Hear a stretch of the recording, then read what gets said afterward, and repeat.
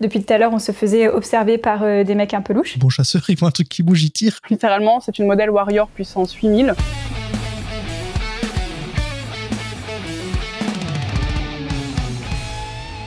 Raconte-nous ton shooting le plus dangereux. J'aurais envie de dire tous mes shootings, parce que j'aime bien aller dans des endroits un petit peu cabossés, un petit peu difficiles d'accès. Voilà. Mais je vais répondre deux choses. Ma plus grosse frayeur et celui qui a été le plus dangereux pour moi. Ma plus grosse frayeur, c'est la photo qui est juste là. Qui a été prise en Islande. Jessica était sur des rochers, du coup sur une langue de rochers qui allait dans la mer. Et donc là, j'étais au drone, j'étais un peu plus loin. Et la plus grosse frayeur, parce que même si l'endroit où elle était, il n'y avait aucune goutte d'eau qui était dessus, donc pas de vague qui était arrivée dessus, bah, sur mon drone, je vois une vague très bizarre arriver et je me dis merde. Jess l'a vu aussi.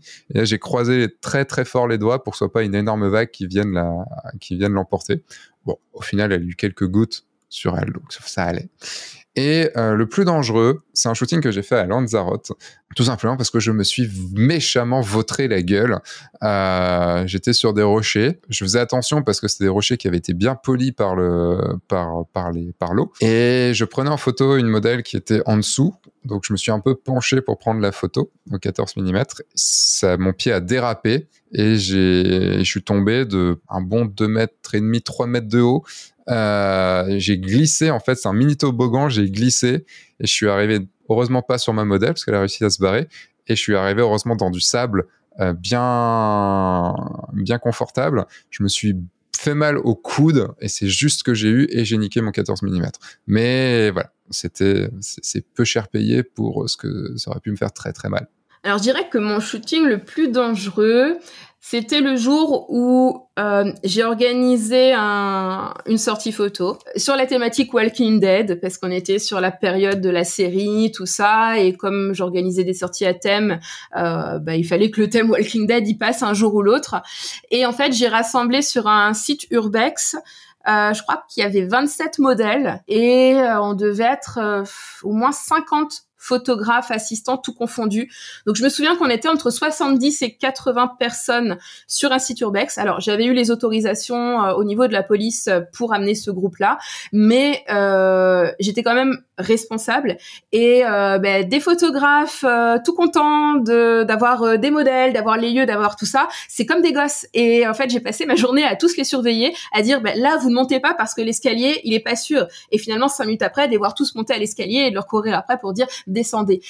Sur cette journée-là, je crois qu'on a eu 2 blessés qui se sont cognés sur des murs en se baissant, ou une barre de ferraille.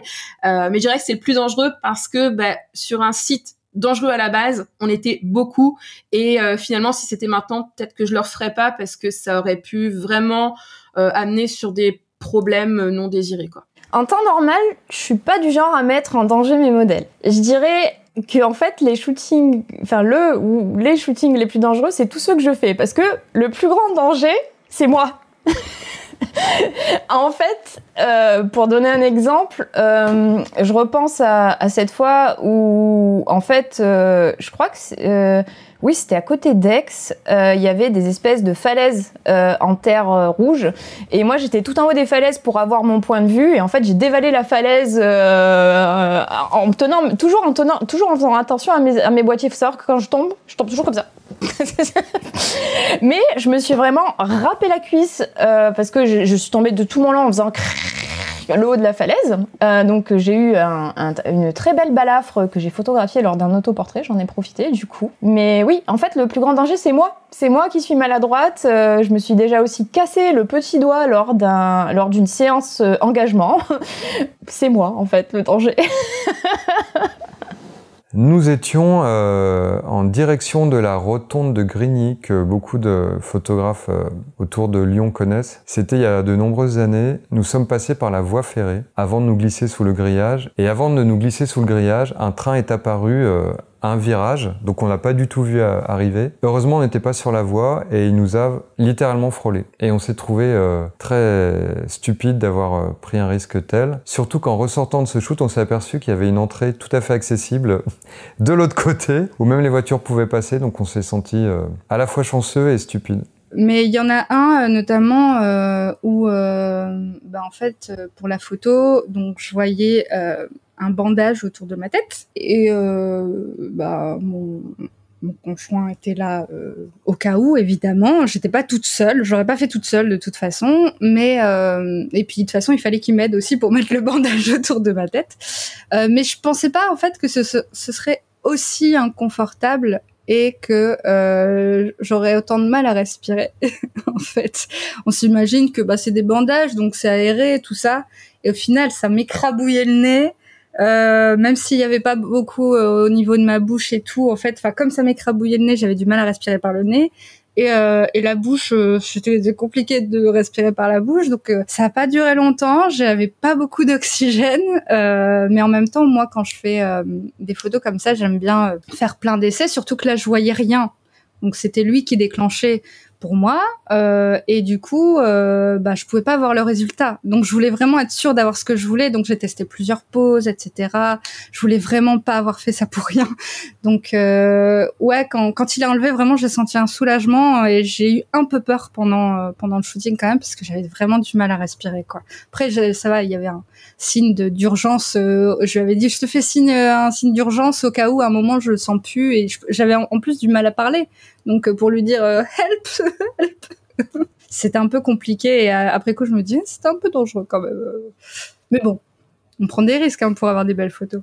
Alors je suis vraiment pas fier de celle-là. Je suis vraiment pas fier de cette histoire. 2019, tournée de rencontre avec mes abonnés qui nous amène à La Réunion avec ma compagne et Anthony, mon assistant. À La Réunion, on décide de grimper le piton de la Fournaise, donc le vol-vent hyper actif de La Réunion. On emprunte le sentier de bon matin, il y a pas mal d'heures de marche, notamment lorsqu'on s'arrête faire des photos, vous connaissez ça. Et on arrive au sommet, en dehors des sentiers battus, on a un peu improvisé sur la montée. Pour ceux qui ont déjà escaladé le piton de la Fournaise, vous savez que c'est pas de tout repos, puisque c'est de la roche qui est très friable, qui est très instable. Du coup, il peut y avoir des crevasses, il y a des crevasses, la roche est coupante, et on arrive au sommet, la brume est là, on ne voit rien, et d'un coup, au bout d'une demi-heure, une heure, on attend quand même, la brume se dégage et on voit le cratère. Et à ce moment-là, on se dit, pourquoi ne pas se rapprocher du cratère? Magnifique idée pour faire une belle photo avec le drone au bord du ravin. On se met vraiment au bord, hein. Le volcan est actif. La roche ne tient pas. Il y a des fissures partout. Et quand je vois les photos en drone, à ce moment-là, je me dis, mais on était vraiment fous. À n'importe quel moment, ça pouvait mal tourner. À n'importe quel moment, ça pouvait se détacher et nous envoyer au fond du ravin qui doit faire, 500 ou 800 mètres de profond. Je sais pas dire de bêtises. Mais clairement, on était inconscients, c'était dangereux. Je le referai quand même. Peut-être. Je me suis jamais mise vraiment en danger, on va dire. Mais j'étais à Kuala Lumpur et je faisais... d'ailleurs, tiens, je pense, ça m'a peut-être contribué à faire que des shootings en intérieur. J'étais à l'extérieur dans un parc. Et je shootais cette famille et je m'étais reculée un petit peu, l'environnement, tout ça. Et puis, je me suis dit, si je me mettais dans ce buisson pour mettre un peu de flou, un peu de vent, tu vois. Par contre, Kuala Lumpur, c'est réputé pour ses bestioles et des bestioles qui piquent. Et ce buisson était café de fourmis rouges. Je me suis retrouvée avec toutes ces fourmis rouges partout, dans le dos, dans les cheveux.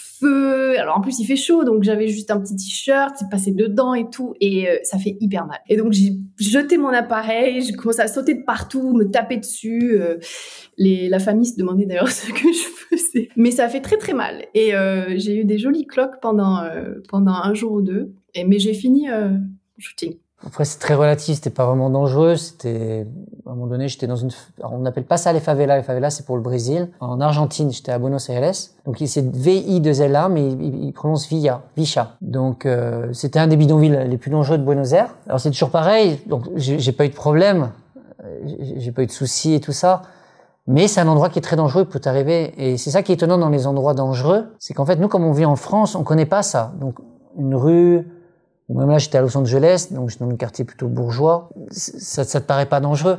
Mais sauf que la violence peut apparaître à tout moment, en fait. Et donc là-bas, j'ai pas été confronté à la violence, mais j'étais dans un endroit où à tout moment, on pouvait être à la violence. Et le gars qui vivait là, il me le disait, il dit, voilà, à tout moment, il y a quelqu'un qui peut nous braquer là, etc. Donc en fait, on le voit pas, on le sent pas. Et quand t'es pas habitué, t'as tendance à dire, non, ça risque rien. Et donc voilà, donc c'était pas dangereux, j'ai pas eu de problème, mais c'est un endroit où potentiellement il peut t'arriver des choses à tout moment, quoi. Donc bon, t'es juste vigilant. Je me suis pas senti en danger. Mais par contre, les gens qui m'accompagnaient sur Tour d'Angers, c'est sur le secteur des mines de pierres précieuses dans le sud de Madagascar, et je suis avec Elvie et mon chauffeur. On descend vers Tuléar et le chauffeur roule et il veut pas s'arrêter. Je dis hop, arrête-toi. Il y avait rivière, et puis il y avait une rivière, puis on voit plein de gens qui étaient avec des tamis, et il me dit non, s'arrête pas là, impossible, c'est trop dangereux. Et en fait, c'est les chasseurs de pierres qui venaient avec le sable, les tamis, et chercher les pierres. Et ils voulaient absolument pas que je m'arrête. Et je descends de la voiture.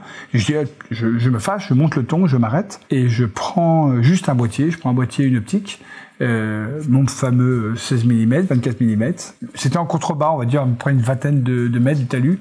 Et je vois le chauffeur devenir blanc livide. Elvie paniquée parce qu'elle reçoit les émotions du chauffeur. Et je descends, et en bas, je sais pas combien de personnes, il faudrait que je regarde mes photos, mais je dirais 150 à 200 personnes qui sont sur la rivière, et tout le monde s'arrête, et tout le monde me regarde. Donc j'ai 50, 100, 150, j'ai plus les chiffres en tête, mais beaucoup de monde, des paires d'yeux qui s'arrêtent et hop, braqués sur moi. Et comme tout ce que je fais, je le vis de l'intérieur, je me rends pas compte de ce qui se passe, je suis juste très impressionné, je descends et je suis en claquette. Et je descends au bord de la rivière, et arrivé au bord de la rivière, un moment magique. Je me retourne sur la descente, et je vois le chauffeur et Elvie, mais livide, je te jure livide, Sébastien. Et arrivé en bas, je sais pas pourquoi, je prends mes claquettes et je les jette au bord pour me plonger dans l'eau, en fait, pieds nus, quoi. Et au moment où je fais ça, t'as la centaine de paires d'yeux qui étaient fixés sur moi qui se remet à travailler. En fait, le fait que je mette pieds nus et que je rentre dans la photo, je rentrais dans leur communauté. Et je me suis baladé avec eux, je suis resté avec eux, et j'ai pu faire mes photos. Alors, ouais, je m'en souviens encore très bien. C'était une des premières séances photos que je faisais avec plusieurs modèles. C'était en décembre, donc au plein mois de décembre, il faisait bien froid. Et j'étais partie avec 3 modèles. Et il y avait notamment donc Florence Rivière, que tu connais, qui n'a peur de rien. Littéralement, c'est une modèle warrior puissance 8000. Et on avait fait des photos au bord des falaises en Normandie, et elle avait vraiment voulu aller poser à un endroit où c'était ultra dangereux, et j'ai vraiment eu peur tout du long qu'elle chute de la falaise et qu'elle s'écrase au sol, quoi. Et en fait, elle a pas eu peur, elle a fait la photo, et on a fait la photo, et on était toutes là à faire tu fais attention, et elle avait pas peur du tout, et elle est remontée tranquillement comme si c'était une photo très simple, mais elle était vraiment à ras du bord, et enfin elle pouvait tomber, enfin bon, bref. Et j'ai eu très peur ce jour-là. Vraiment très très peur, et heureusement il ne s'est rien passé et elle va bien, donc et la photo est magnifique, j'en suis encore super fière, donc voilà, elle était d'ailleurs très contente aussi, et on était toutes très contentes après, mais on a eu très peur sur le coup. Il y a quelques mois, j'ai fait un shooting sur une plage en Australie, et j'avais repéré sur le côté des petits coins assez mignons dans les herbes, ce genre de choses. Il y avait notamment un super brochet, vraiment super beau, avec une mousse dessus. Je me dis non, ça c'est obligé, faut que je fasse un truc avec. J'avais mes flashs et tout, avec des couleurs, donc j'organise tout. Ça rendait super bien, c'était incroyable. La modèle, elle avait une robe dans une matière un peu satinée qui reflétait tout parfaitement. Tout tombait magique. C'était magique, quoi. C'était super, j'étais trop contente. Et là, je me fais piquer par un truc. L'Australie. Je me fais piquer par un truc. Je crie. Je regarde. C'était une fourmi, mais j'ai l'impression d'être marseillaise un peu. Non, mais elle était grande. Elle était super grande. C'est une fourmi de merde. Elle était énorme, elle m'a fait super mal, et je me suis dit bon bah j'ai eu mal, mais après je me suis dit bon ça continue à faire mal, il faut se dire que la douleur continue à irradier, etc. Mais je me suis dit c'est bon, je continue. Sauf qu'après elle est revenue, ou une de ses copines, je sais pas, elle est revenue, et ça s'est intensifié de plus en plus. Moi j'ai essayé de me déplacer, j'ai essayé de m'éloigner, de me rapprocher, j'avais toujours ces fourmis qui m'attaquaient comme des connasses. J'ai découvert après qu'elles avaient des dards, c'est pas des fourmis qui juste mordent, c'est comme voilà des guêpes avec des sans ailes qui sont sur le sol, et j'étais probablement trop près de leur nid. En plus elles sont capables de reconnaître peuvent reconnaître les envahisseurs à 2 mètres, donc elles me poursuivaient, elles me grimpaient sur les jambes, elles m'ont défoncé les jambes dans tous les sens. Alors moi évidemment j'étais à fond sur mon truc, donc je voulais continuer, mais j'ai crié, mais c'était un truc de fou. Je pense que je me souviens plus si j'ai pleuré ou pas, je pense pas, mais j'avais très envie. C'était vraiment hyper douloureux, et après pendant 2 semaines j'avais les jambes comme des sacrés poteaux bien gonflés. C'était horrible, c'était n'importe quoi. Donc dangereux, j'ai pas failli me noyer, j'ai pas failli m'étouffer, j'ai pas failli tomber d'une falaise, mais c'est dangereux l'Australie. C'était un shooting dans une vallée des Alpes que j'ai surnommé la vallée des avalanches. Alors, elle est documentée sur YouTube, cette vidéo-là. Mais déjà, j'étais tout seul. Le chemin que je voulais prendre au départ, après avoir repéré sur Google Earth, il était plus accessible parce qu'il y avait une énorme avalanche qui avait coupé le chemin. Donc, il a fallu que je change de côté dans la vallée.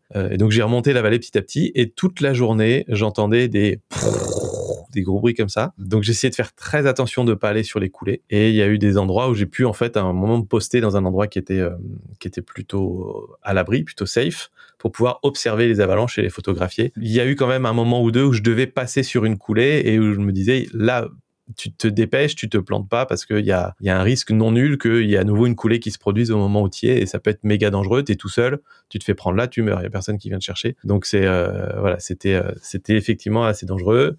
Mais j'essaye dans ce cas-là de mettre le plus de sécurité possible, mais on n'est jamais sûr à 100%. Quoi. Alors moi, je me mets jamais en danger, je crois. Enfin, oui, pas en photo en tout cas. Enfin, genre sur scène, c'est flippant d'être sur scène, donc il y a une certaine mise en danger, mais en photo, pas trop. Et sinon, ça a été plutôt émotionnellement sur des shootings où t'as un méga track, quoi.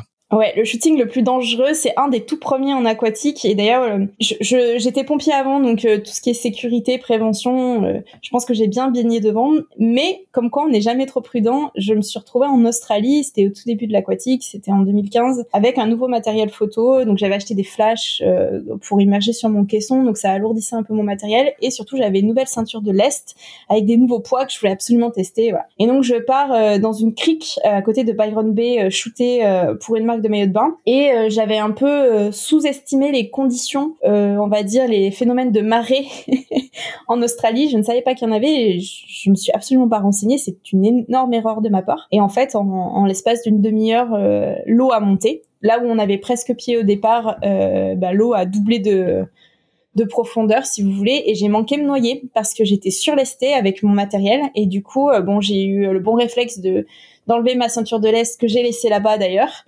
Mais ça aurait pu vraiment tourner au drame. Voilà, et j'ai une grosse frayeur depuis ça, c'est proscrit. Voilà.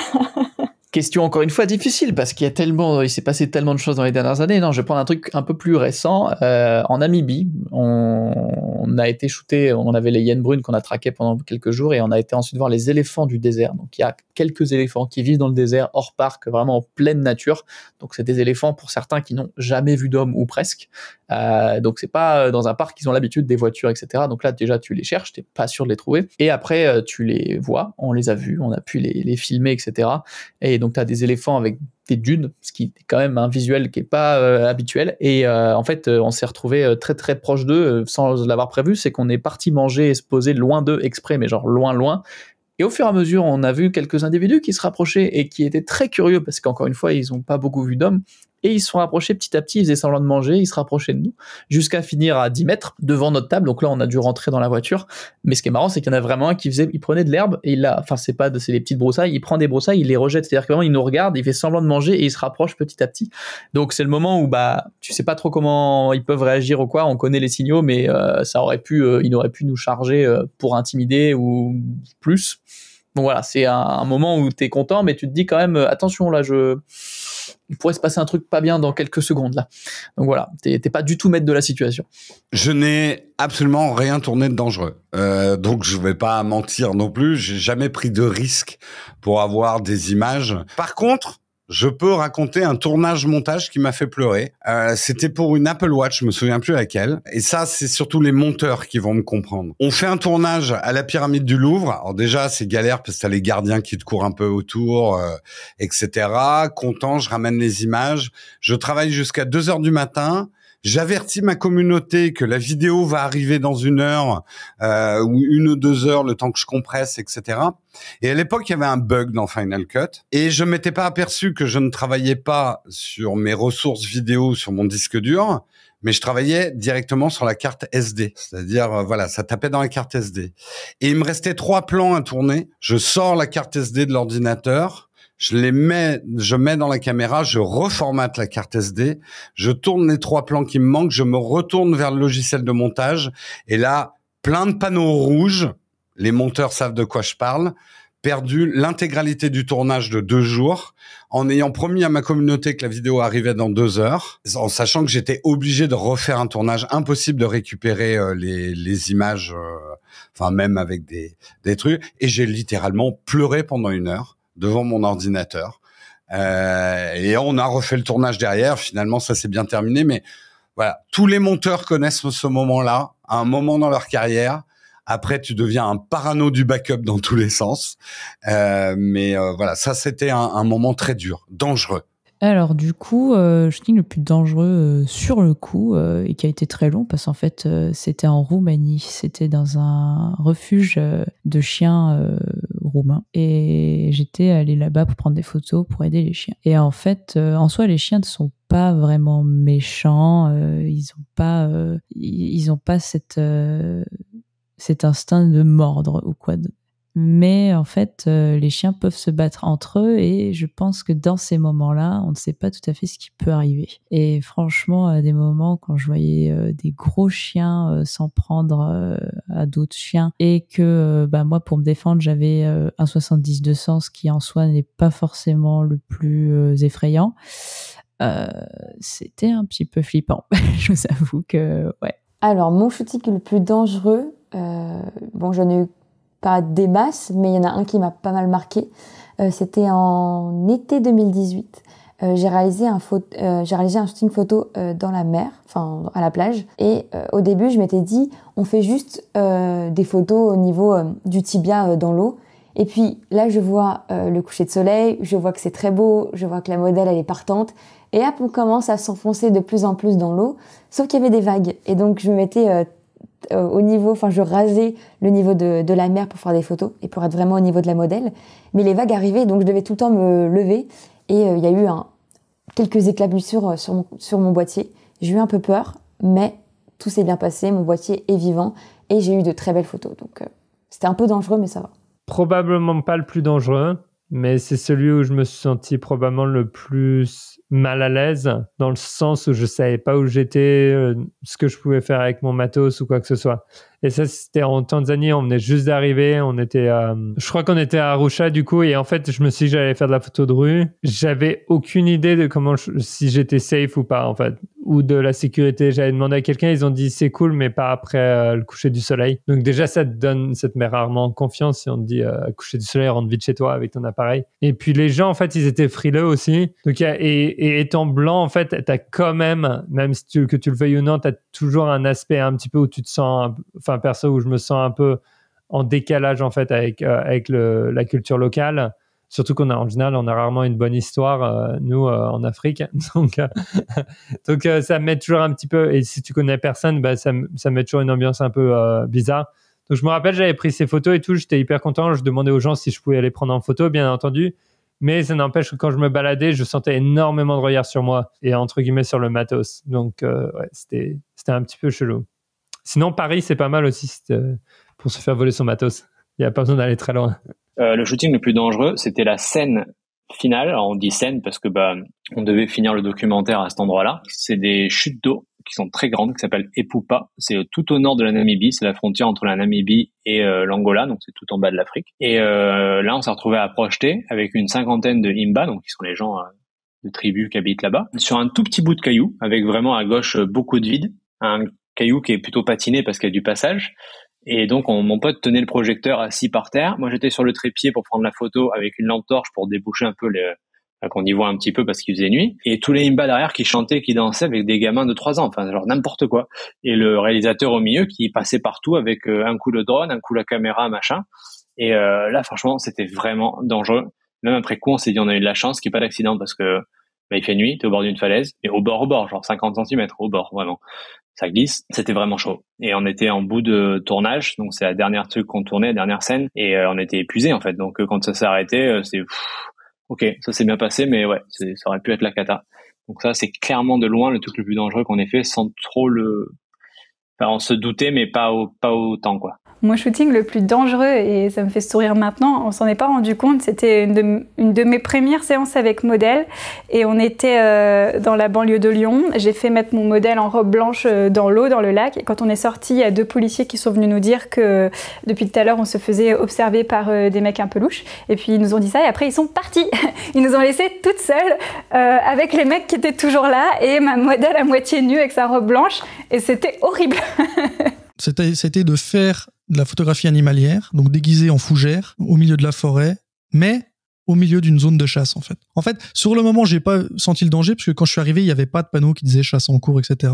Et donc, je me suis installé, j'étais vraiment planqué, donc c'était vraiment la guilie, avec les feuilles, machin, où je faisais de buisson en buisson, et en fait, il y avait un endroit où je savais qu'il y avait un passage de genre chevreuil, sanglier, je sais que les animaux passaient là. Donc, je suis resté là un moment, et en fait, j'ai rien photographié le jour-là. Et c'est en repartant, en fait, que je vois que quelqu'un a posé un petit panneau jaune. Et quand je passe de l'autre côté du panneau, en fait, je vois chasse en cours. Donc, en fait, sur le moment, j'ai pas du tout senti le danger. Mais c'est après que je me suis rendu compte que, sans faire mauvaise pub aux chasseurs, que j'aurais pu prendre un plomb, volontairement ou non, presque. Parce que tu vois un truc qui bouge, bon chasseur, il voit un truc qui bouge, il tire.